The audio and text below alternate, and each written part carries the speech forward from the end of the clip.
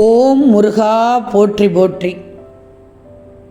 என் அன்பு குழந்தையை, வாழ்க்கையில் பணத்தை தொலைத்தவர்களை விட பணத்துக்காக வாழ்க்கையை தொலைத்தவர்கள்தான் இங்கு அதிகம் பேர் வாழ்ந்து கொண்டிருக்கிறார்கள்.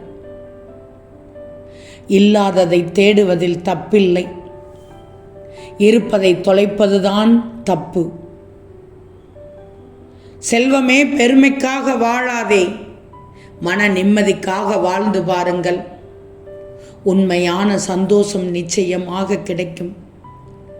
சந்தோஷம் என்பது நீ வாழும் இடத்தில் இல்லை, நீ வாழும் விதத்தில்தான் உள்ளது.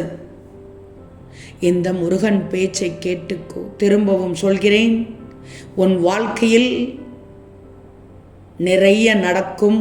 கஷ்டங்கள் நஷ்டங்கள் வந்து போகும்.